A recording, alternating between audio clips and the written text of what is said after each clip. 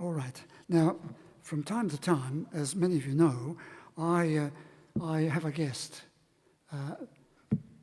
To introduce you to today, and she is Dr Angela Mackenzie. She's written a book. It's a very important book, especially, I think I can say, especially for parents of small children. Now, many of you here, as I look around, are no longer parents of small children, but you know your children's children, and this book will certainly apply to them. How to support your young child through medical tests and medical procedures. So I'd like to introduce to you Dr. Angela Mackenzie, one of our own. Where is she? Would you come and see me? Here she comes.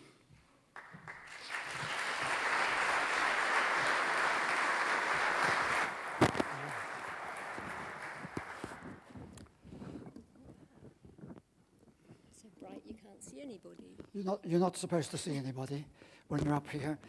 Otherwise you might go before you've finished talking. Angela Mackenzie is a pediatrician here in Melbourne, and she's written this book, which is called, are you ready for it? Everybody stay calm. Words from the doctor. Everybody stay calm. Not only do we, the parents or grandparents or people in general, need to stay calm, but this book also says to one or two of the doctors and nurses and others, everybody stay calm. Yes, it's all adults. All adults. I've read it, as you can see, twice over. I've lost it twice and found it again. So thank you for writing it. Why did you write it?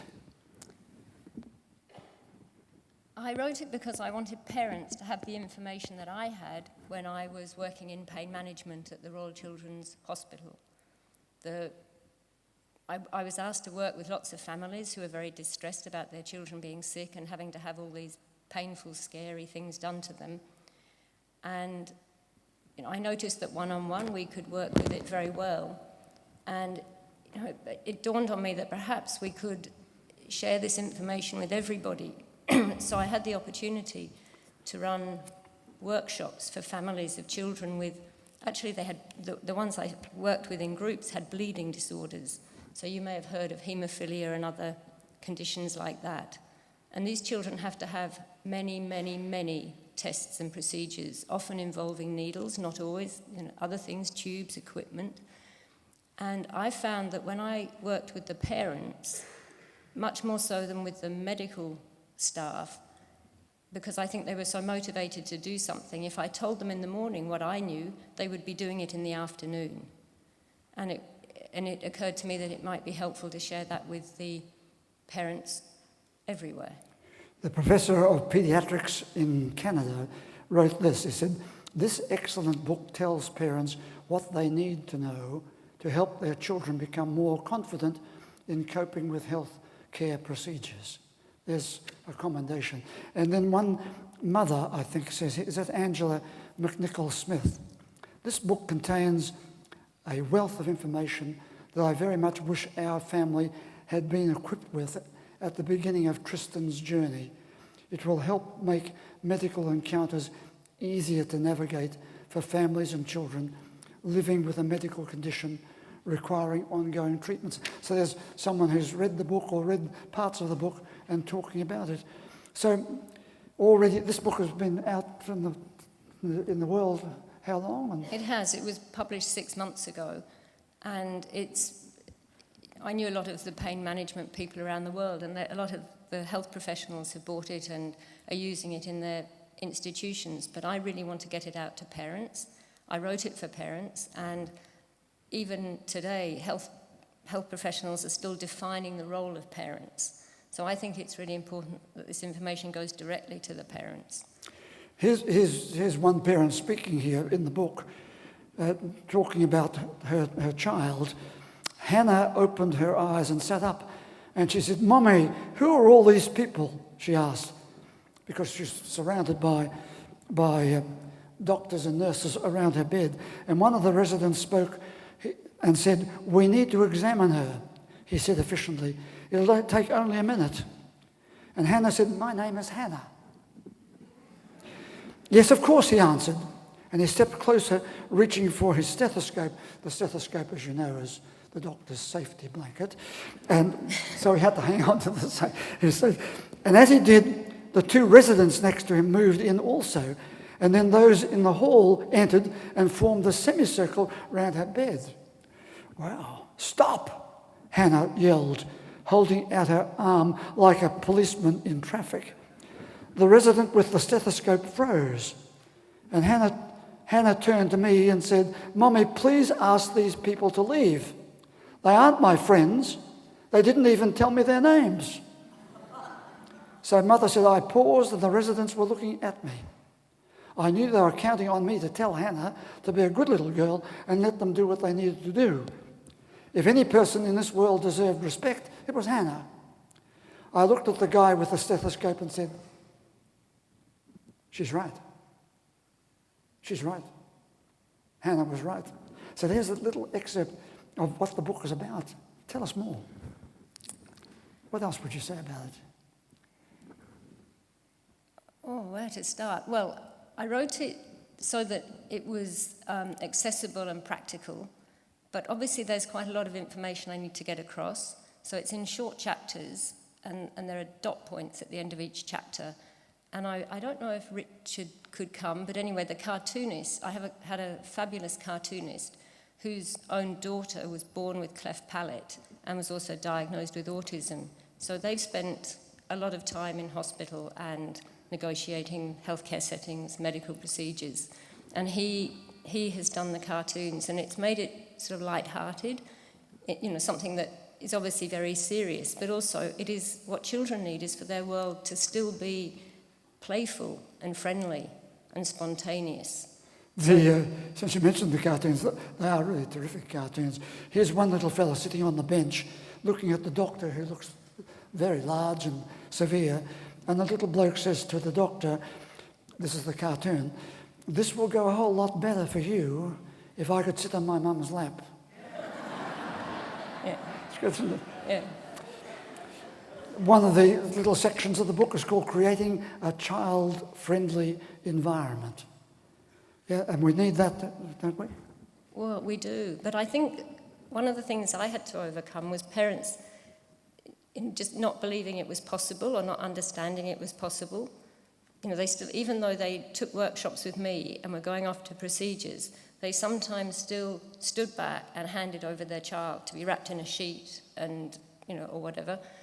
And, even then they still had, you said it was running through their head. Angela said we might need to speak up. Angela said it's all right to say, and then they would, they would say, "Stop, we'd like to try another way." And once they'd made that leap, they didn't go back. They muddled along until they were really good at it. So and doctors too, it's not that we were trained to believe it was kinder to hold a child down and get a procedure over with. And I think at the time that might have been right, but really over the last, particularly the last 30 years and even the last 10 years, there's so much information now about why it's important for children to have a good emotional experience in hospital as well as a life-saving, good physical treatment. So I think we're in a time of transition, and I'm hoping that, even if just a small percentage of parents, can make this shift and speak up and begin to get the changes happening, well, which they are, but we need a few more to do it, then things will really begin to change dramatically. So that's on the area of getting us all to think differently about how we treat the kids when they're in hospital or having procedures in the clinic. That's important. But there's a chapter also on helping us all understand something about the medication, the drugs that are given out, and there are various terminologies that are frightening. And for the parents, it's a good book to say, oh, so that's what that's about. And you go into that quite a lot to tell us what it is. Topical local anaesthetic, if the skin is not broken. No more tears. Practicing in the comfort of the home, and so on.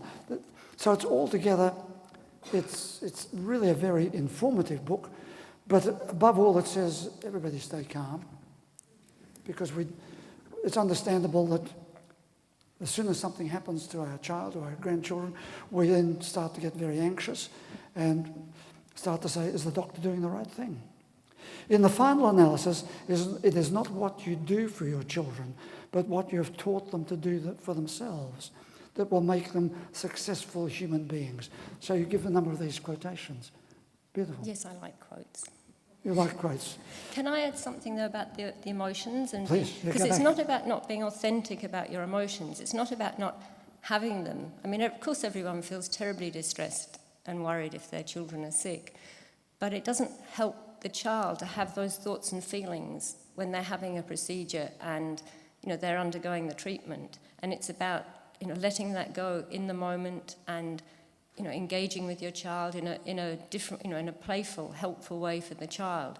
And then, later when you're not with the child, you can, go and discuss it with someone, talk about it, cry about it. It's about what to do in that moment so that they can switch off their normal survival defence mechanisms. I mean, fear and pain are normal, but you don't need them at a medical procedure. They're having something to help them. So it's not about being someone different from who you are. It's about where and when you do it. 7 key points on the cover at the back. 7 key points you will discover from reading this book. And you can see the book is beautifully produced. Looks good. It reads very... Is that me? It reads very well. And as Angela said, there's a lot of dot points through, and you can say, I'd like to read that, but I don't want to read that. I'll go over and read this. So you can do it all. And above all, everybody, stay calm.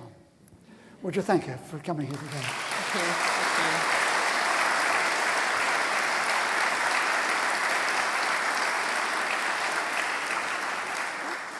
She's very much one of us here at St Michael's, and I'm proud of that. And so I'm really proud to be able to say her book is available in the hall today. You can buy it. A superb Christmas present. She mightn't like me saying that, but it is, I think, a Christmas present for any parent, indeed any grandparent, or your doctor. What did you say? Grandparents have bought it for their Parents, children to use with their children. Children's children, yes, good. And for your doctors, say, oh, doctor, have you... Make sure they have it too. So, it's really is a worthy book, as you can hear, for a very important cause. And I will give a 20% to St Michael's. Too generous. Oh, too generous. All right, 10%. 10%. Would you thank her? Thank you.